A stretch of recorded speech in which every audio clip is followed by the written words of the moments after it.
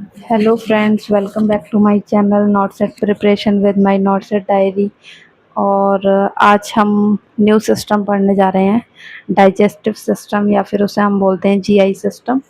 हमारा muscular system जो है वो कंप्लीट हो चुका था लास्ट टाइम। तो आज मैं न्यू टॉपिक और न्यू सिस्टम स्टार्ट करने जा रही हूँ। आज सिर्फ हम छोटा सा 15 मिनट का थोड़ा सा बेसिक मैं आपको बता दूँ इस सिस्टम का। उसके बाद हम नेक्स्ट लेक्चर से अच्छे से तो इसमें भी पढ़ेंगे, मतलब कि कंटिन्यू करेंगे डाइजेस्टिव सिस्टम को। आज मैं थोड़ा सा बेसिक आपको बता रही हूँ। ओके, देखो, डाइजेस्टिव सिस्टम में डाइजेस्टिव का क्या मतलब होता है। डाइजेस्टिव का मतलब होता है फूड को ब्रेक डाउन करना। फूड को क्या करना, ब्रेक डाउन करना, तोड़ना। और सिस्टम का मतलब क्या होता है, ग्रुप ऑफ ऑर्गन। इस फूड को ब्रेक डाउन करने में, यानी कि जो हमने खाना खाया उसको तोड़ने में किन किन ऑर्गन का यूज़ हुआ है, तो उसको हम कहते हैं सिस्टम। तो किस किस ऑर्गन का यूज़ हुआ है, माउथ का, टंग का, सलाइवरी ग्लैंड का, टीथ का, स्टमक का, इंटेस्टाइन का, लार्ज स्मॉल इसोफेगस का, इन सब का, इन सारे ऑर्गन्स का यूज़ हुआ है। तो उसको हम कहते हैं ग्रुप ऑफ ऑर्गन। ठीक है। एंड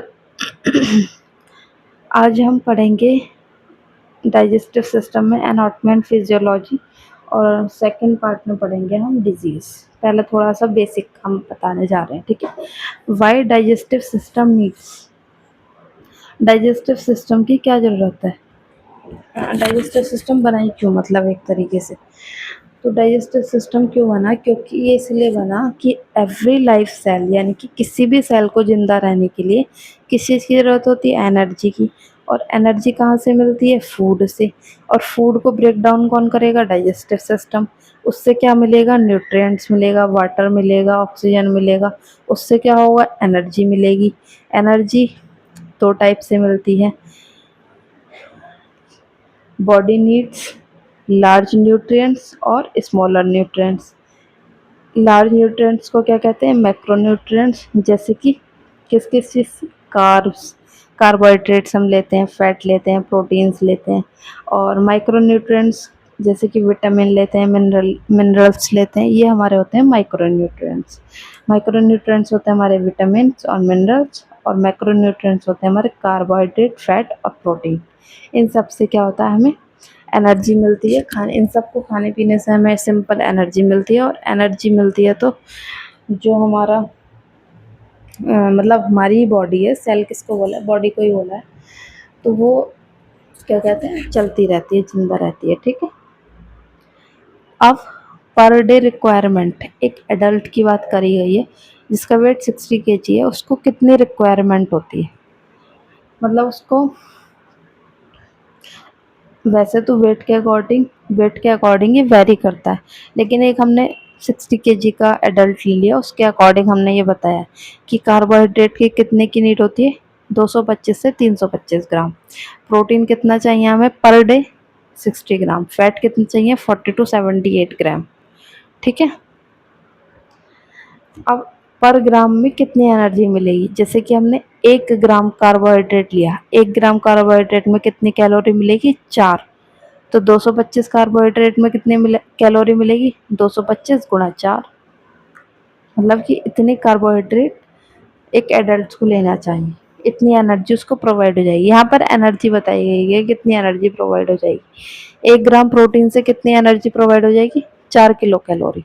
और 1 ग्राम फैट से कितनी एनर्जी मिल जाएगी, 9 कैलोरी। समझ गए। यहाँ पे तो ये बताया गया है कि रिक्वायरमेंट कितनी है, इतना इतना हमें लेना चाहिए। 225 से 325 ग्राम हमें कार्बोहाइड्रेट भी लेना चाहिए, प्रोटीन भी लेना चाहिए 60 ग्राम, फैट भी लेना चाहिए 40 to 78 ग्राम। लेकिन 1 ग्राम अगर हमने कार्बोहाइड्रेट लिया तो उसमें हमें 4 किलो कैलोरी, इतनी एनर्जी हमें मिल जाएगी। और अगर 1 ग्राम प्रोटीन लिया, 4 किलो कैलोरी हमें एनर्जी मिल जाएगी। और अगर 1 ग्राम फैट लिया तो 9 किलो कैलोरी हमें एनर्जी मिल जाएगी। इसका मतलब सीधा सा ये है। ठीक है।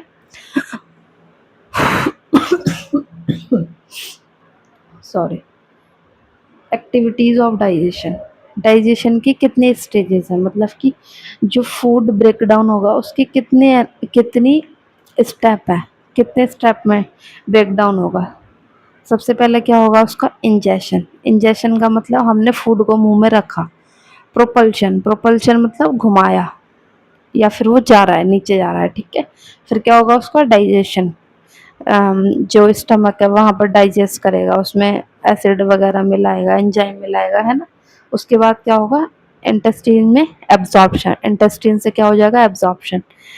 ब्लड में जो भी minerals, vitamin, protein, carb, fat, जो भी ब्लड में, ये सारी चीज़ें चली जाएंगी। और जो वेस्ट प्रोडक्ट होगा उसका क्या हो जाएगा, एक्सक्रीशन, कैसे, स्टूल के फॉर्म में बाहर निकल जाएगा, ठीक है। ये इसकी 4 स्टेजेस होती है, इनको मैंने लिखाया भी है आगे, टेंशन नहीं लेने का।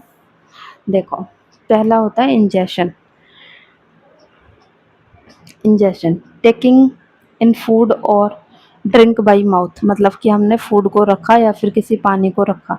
ईटिंग राइस मतलब मुंह में चावल को रखा, रखना, इंजेशन, इंजेशन मतलब ले लिया। Propulsion moving food from the one part two another part of digestive system, सॉलोइंग part peristalsis, मतलब कि वो घूम रहा है, सॉलो कर रहे हैं हम, मतलब घुमा रहे हैं, मुंह के अंदर घुमा रहे हैं, या ईसोफेगस में घूम रहा है और इंटेस्टाइन में घूम रहा है ना, या फिर स्टमक में पेरिस्टाल्सिस, स्टमक में, इंटेस्टाइन में पेरिस्टाल्सिस मूवमेंट हो रहा है, उसके थ्रू क्या हो रहा है, फूड मूव कर रहा है, घूम रहा है। Digestion break down of food दो टाइप से होता है, मैकेनिकल और केमिकल। मैकेनिकल मतलब फिजिकली ब्रेक डाउन हो रहा है, जैसे कि च्यूइंग, यानी कि हमने क्या करा, माउथ से उसे काटा। चर्निंग यानी कि स्टमक और इंटेस्टाइन में क्या हुआ, फूड की मिक्सिंग हुई और उसको इंटेस्टाइन में क्या करा, निचोड़ के क्या हुआ, उससे विटामिन मिनरल्स वगैरह ले लिए बाहर को, तो उसे हम कहते हैं मैकेनिकल डाइजेशन। केमिकल मतलब कि break down of food with the help of enzyme और जूस। एंजाइम जूस वगैरह सारे यूज़ नहीं होते उसमें, इसको ब्रेक डाउन करने में, तो उसको हम केमिकल बोलते हैं कि उसमें एंजाइम और जूस वगैरह यूज़ हुआ है, तो उसको हमने केमिकल डाइजेशन बोल दिया। और मैकेनिकल मतलब जो हो रहा है, चबाना, या फिर स्टमक में मिक्सिंग हो रही है, या फिर इंटेस्टाइन में उसकी स्क्वीजिंग मतलब निचोड़ रहे हैं, उससे विटामिन, मिनरल्स, कार्बोहाइड्रेट, फैट वगैरह जो भी है वो हमें मिल रहा है, तो उसको हम मैकेनिकल डाइजेशन कहते हैं। फिर क्या होता है फोर्थ स्टेज में, absorption. In small intestine nutrient like glucose, fatty acid, vitamin, minerals are absorbed into the blood cell. अच्छा, इनटू द ब्लड। एब्जॉर्प्शन मैंने बताया था आपको कि स्मॉल इंटेस्टाइन जो होती है, वहाँ पर इंटेस्टाइन जो है ये glucose, fatty acid, minerals, vitamin, ये सारी चीज़ें एब्जॉर्ब कर लेते हैं और कहाँ पहुँचा देते हैं, ब्लड में। और ब्लड से जो आगे जा, ब्लड में, ब्लड तक पहुँच गया उसे तो हमने एब्जॉर्प्शन बोला। और ब्लड के बाद जो बॉडी को मिल रहा है, लीवर से होते हुए जा रहा है, उसको हम क्या बोलेंगे, एसिमिलेशन। आगे की प्रक्रिया को क्या बोलेंगे, ब्लड से आगे की प्रक्रिया को एसिमिलेशन। और ब्लड में अगर सारा कुछ पहुँचा दिया उसको हम कहेंगे एब्जॉर्प्शन, ठीक है।